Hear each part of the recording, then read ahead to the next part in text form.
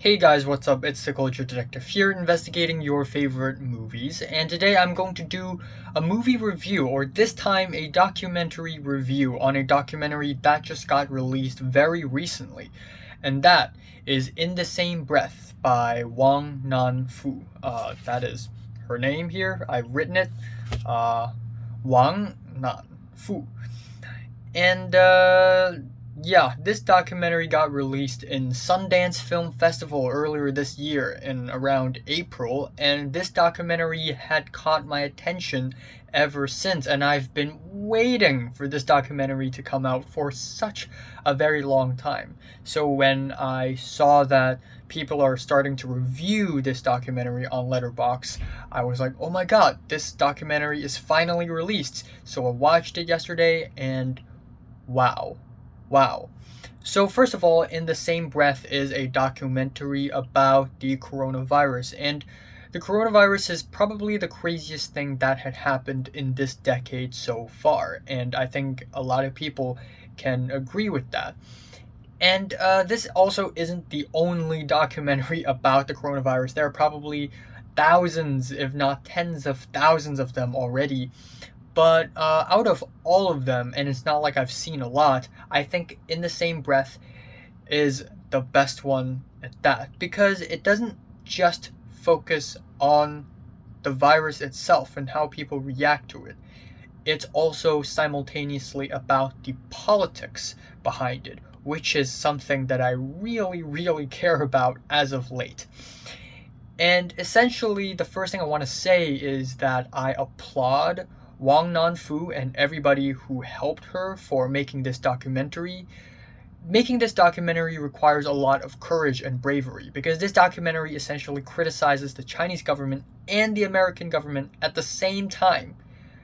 This is one way to make tons of enemies in a very short period of time. Wow. But yeah, this documentary is made and it is emotionally brutal. There are some really emotional scenes in this documentary where we see people cry for help, people dying on their deathbeds, being stuck in outside the hospital, in the hospital lobby, not being treated. And it is just brutal. And there are a lot of moments in this documentary that made me kind of choke up and want to cry because of how terrible things are, how terrible humans can be.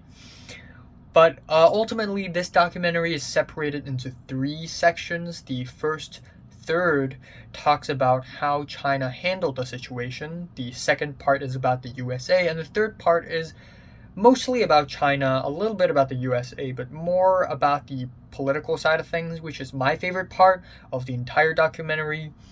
Of course, I had my concerns too. In the beginning of the documentary, I was a little bit scared that Wang Nanfu is going to make the whole thing about herself, but that did not happen. In fact, this documentary is about many things. You know, the medical side of things, the journalistic side of things, the cremation side of things, the politics, the people, the protests, and I really like it. And I guess if there's one major gripe, or not even major, if there's one thing about this documentary that bugged me a little bit, is that towards the end of the documentary, there is this cheesy sequence where Wang Nanfu is like, what if it didn't happen this way? And then everything, like every clip went in reverse, and then we jump back to January 1st, and there's an announcement like, there's a coronavirus outbreak, everybody please stay at home, we're gonna build more hospitals and provide testing sites, sort of like in an alternate timeline thing, which I find a little bit cheesy, but it kind of gets its point across anyways. I really think this documentary is an Oscar contender. You know, if my friggin' octopus documentary can win a friggin' Oscar, this documentary deserves an Oscar even more than that documentary does because it's really important. Ultimately, I don't know if the coronavirus comes out from bats or from lab leaks, but the real reason why so many millions of people have died is because of corrupt governments and lying politicians. These people these politicians, they have costed millions of lives. Millions of people died because of them. Do you know how the coronavirus can be, well, it's not like the pandemic can be prevented at all, but it could be reduced if people had lied less. And I think that's my ultimate takeaway from this documentary. Now, I don't want to get too political because, nobody wants to see a culture detective being a little bit too political or being a little bit too socially charged on anything. Nobody wants to see me rant or whine. I don't want to rant and whine. But this documentary just infuriates me. When this pandemic started, in China, there are people who are like, oh, it's just the flu, it's just rumors. Continue celebrating, continue going out, continue having fun. And because a lot of these politicians are hiding this virus, of course, hospitals didn't expand or prepare or anything because they don't even know about this virus outbreak. And pretty much the same thing happens in the USA, except in a different way, where once again, people are like, oh, it's just a flu, it's just a virus, it's just a hoax. But the truth of the matter is that people just don't know who to believe in, because in America, everything's either left or right. Either the coronavirus is a hoax, or it's a serious issue and it's used as a political tool against everybody else. And people didn't know what to believe. So at first, when the government was like, oh, it's just a flu, blah, blah, blah, people are like, okay, it's just a flu. And then the government changed. Okay, you know what? Actually, this is real. Coronavirus is real. And then people decided to not believe in the government, thinking that the government's trying to do population control and stuff. And I get it, man. Don't trust the government. They lie all the time. But things are not as simple as, okay, the government's completely lying, so let's completely not trust the government and just break all the quarantine and lockdown rules, because everything that government says is a lie and is political. And it's because coronavirus is politicized. Millions of people in the USA and a lot of other countries have died. And I think again, I really applaud Wang Nanfu for being this brave, but this documentary also spends a lot of time criticizing the Chinese way, and honestly, I feel sorry for the Chinese people. I think there are a lot of good Chinese people out there, and seeing them die and suffer just to be brainwashed by the government again is sad, it's tragic. I really pity them.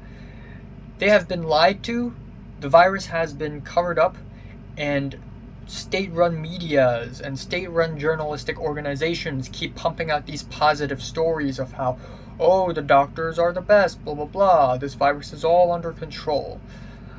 And trying to ruin all the evidence there is, it is pathetic, honestly. It is pathetic and infuriating and saddening, incredibly.